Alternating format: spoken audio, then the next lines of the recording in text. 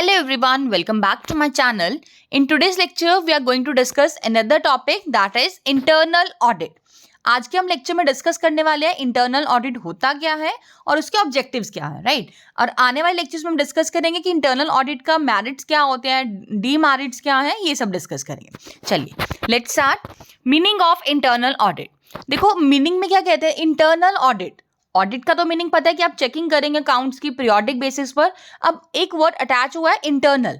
Internal से क्या समझ पा रहे हैं कि जो भी आपका ऑर्गेनाइजेशन के इंटरनल मेंबर्स होंगे, स्टाफ मेंबर्स हैं, आपके एम्प्लॉयज हैं, वही आपके अकाउंट्स की चेकिंग कर रहे हैं। मीन्स आप कोई भी बाहर से किसी पर्सन को हायर नहीं करते हो। जैसे आप एम्प्लॉयज को सैलरी देते हो, इन अ सेम मैनर जो आपका इंटरनल ऑडिटर होगा आप उसे भी सैलरी देंगे। सेकेंड थिंग, उस इंटरनल ऑडिटर का सीए होना मैंडेटरी नहीं होता, राइट। और इसको सिर्फ एग्जामिन करने होते हैं अकाउंट्स, ना कि उसको कोई मतलब इनडायरेक्टली कोई भी रिपोर्ट को सबमिट करने की रिक्वायरमेंट नहीं होती है। ठीक है, चलिए डिस्कस करते हैं। The periodic checking of the accounts of an institution और a company from time to time by its internal auditor is called internal audit. जब आप डेली पीरियोडिक चेकिंग करते हैं अपने बुक्स ऑफ अकाउंट्स की फ्रॉम टाइम टू टाइम, अब लेकिन वो कर कौन रहा है, एक्सटर्नल ऑडिटर नहीं कर रहा, अब आपका कोई इंटरनल ऑडिटर कर रहा है, आप उस पर्टिकुलर ऑडिट को कहते हैं internal audit. Clear? This implies that the accounts are examined by a person who is on the staff of the company or the institution. ये चीज बोली गई है कि ये वो ऑडिट है जो एक पर्सन के द्वारा की जाएगी, और वो पर्सन कैसा है, जो आपके ऑर्गेनाइजेशन का स्टाफ है या फिर आपकी कंपनी का एम्प्लॉय है। An internal auditor gets a salary like any other member of the staff and need not be necessarily chartered accountant.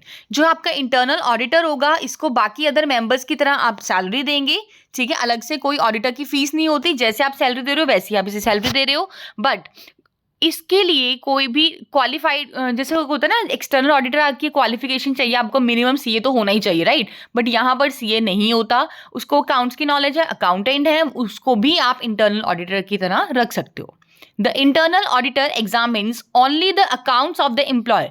Internal auditor की सिर्फ इतनी ही ड्यूटी रहेगी कि उसने अपने एम्प्लॉयर के बुक्स ऑफ अकाउंट्स को जस्ट एग्जामिन करना है and need not to submit any report, और कोई भी उसके ऊपर रिपोर्ट सबमिट नहीं करनी है।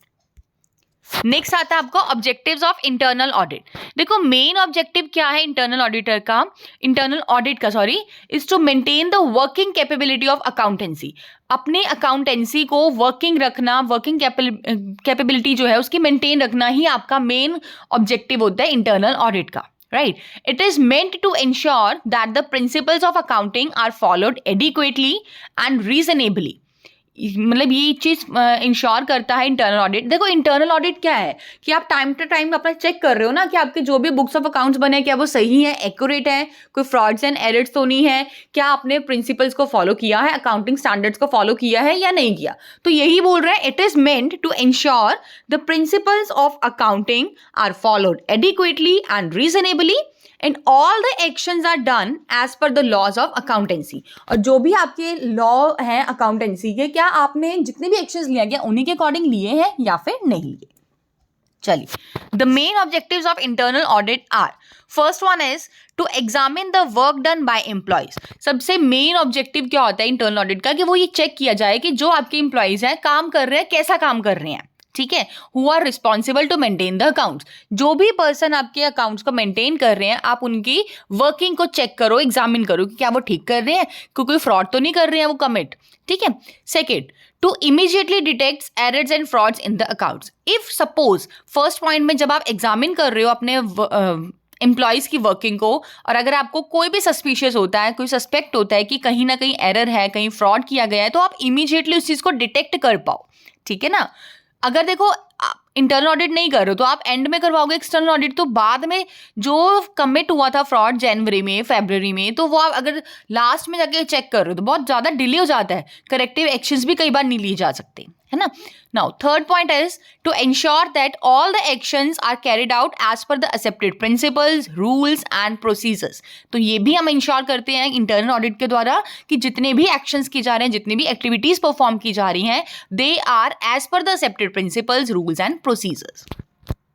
Next one is to locate the shortcomings. अगर आपको लगता है कि कहीं पे लूप होल है, कोई शॉर्टकमिंग है, तो आप उस चीज को भी लोकेट करेंगे and take the necessary steps to set them right. और आपको ऐसा नहीं कि आपने लोकेट कर लिया कि यहाँ पे लूप होल है छोड़ दिया, नहीं, आप नेसेसरी स्टेप्स भी लेते हो कि उस चीज को सेट कैसे किया जाए, है ना, उस चीज को लूप होल को रिमूव कैसे किया जाए।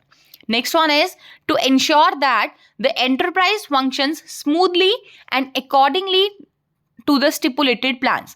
आपने ये भी चेक करना है कि हमारा जो भी एंटरप्राइज है, जो कंपनी है, वो स्मूथली रन कर रही है और जो आपने प्लान सेट किए थे उसी के हिसाब से ही वो वर्किंग कर रहा है। ठीक है, चलिए नेक्स्ट आता है to keep an eye on the performance of the employees. जो भी आपके एम्प्लॉयज हैं, जितने भी आपके वर्कर्स हैं, वो क्या काम कर रहे हैं, आप उनके ऊपर भी एक तरह से सुपरविजन रखते हैं, आप आई रखते हो कि क्या वो ठीक कर रहे हैं, कोई फ्रॉड्स तो नहीं हो रही हैं, कोई जानबूझ के मतलब मैनिपुलेशंस तो नहीं कर रहे आपके अकाउंट्स के साथ। ठीक है, तो ये सब आपको चेक करना होता है। Next one is to make suggestions for improvement in the organisational structure. और अगर आपको लगता है कि कोई भी कंपनी में कि जिसके आप ऑडिटिंग कर रहे हो उसके ऑर्गेनाइजेशनल स्ट्रक्चर में इंप्रूवमेंट्स लाने की रिक्वायरमेंट है, तो आप बीइंग एन इंटरनल ऑडिटर आप अपनी कंपनी को सजेशंस भी देते हैं for the improvement in the organisational structure. तो बहुत ही छोटा सा टॉपिक था। इंटरनल ऑडिट होता क्या है? पीरियोडिक चेकिंग अकाउंट्स की बाय इट्स इंटरनल ऑडिटर्स। और इंटरनल ऑडिटर्स आपके जस्ट मेंबर्स होते हैं, स्टाफ मेंबर्स हैं, इनको अदर मेंबर्स की तरफ सैलरी देते हो, इनके लिए सीए होना मैंडेटरी नहीं होता। सेकंड थिंग, इनको सिर्फ और सिर्फ बुक्स ऑफ अकाउंट्स को एग्जामिन करना है, ये कोई भी रिपोर्ट सबमिट नहीं करते अपने एम्प्लॉयर को या फिर अपने क्लाइंट्स को। ठीक है, देन हमने डिस्कस किए हैं कुछ 6 to 7 आपके ऑब्जेक्टिव्स क्या हैं। तो बहुत ही छोटा सा टॉपिक था। I hope you like this video. Thanks and have a wonderful day.